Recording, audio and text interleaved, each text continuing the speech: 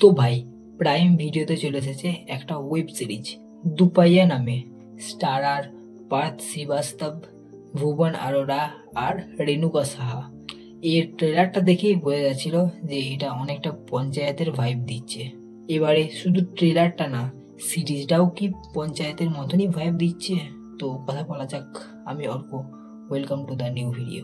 সিরিজের স্টোরি নিয়ে যদি বলি তো স্টোরিতে দেখানো হয়েছে বিহারের একটা গ্রাম ধারাকপুর নামে, যেখানে গত 24 বছর ধরে কোনো রকম চুরি বা ডাকাতি হয় নাই। এবার সেখানে হয়ে যায় একটা চুরি।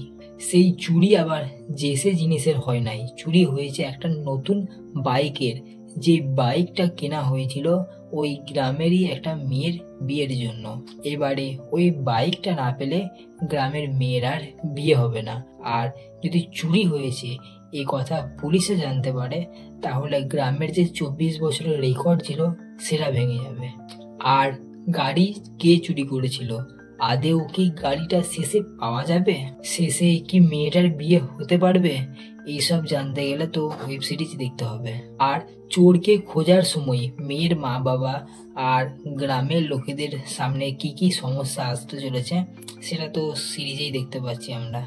আর এই সব জিনিস ডিরেক্টর আমাদের সামনে প্রেজেন্ট করেছে কমেডির সাথে। সবার অ্যাক্টিং যদি নিয়ে বলি একদম সেরা লেগেছে। রেণুকা সাহা ছাড়া সবার অ্যাক্টিং একদম টপ নচ ছিল। সবাই নিজের নিজের ক্যারেক্টারের মধ্যে ঢুকে পড়েছিল।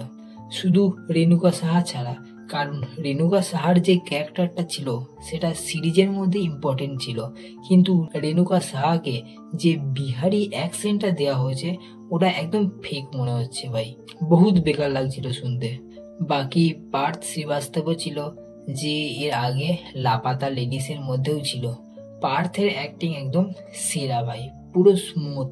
শুধু অ্যাক্টিংই নয়, সাথে মুখের এক্সপ্রেশনটা আছে, ইমোশনটা রয়েছে, সব দিক থেকেই সেরা।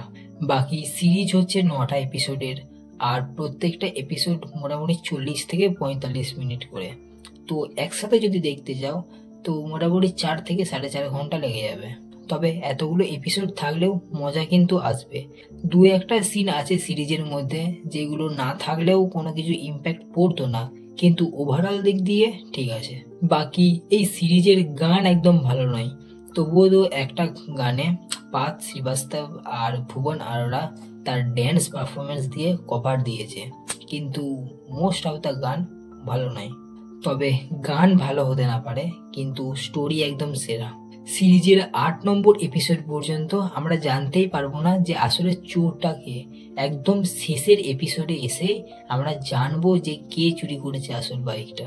আর যেহেতু এটা কমেডি সিরিজ তাই এন্ডিংটা একদম স্মুথ ভাবে হবে।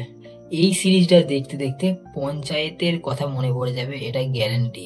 তো আমার তো ভাই সিরিজটা একদম দারুণ লেগেছে। ওভারঅল দেখে একে আমি দেবো 4 আউট অফ 5 স্টার। আবার দেখা হচ্ছে নেক্সট ভিডিওতে। বাই, সাবস্ক্রাইবটা করে দাও।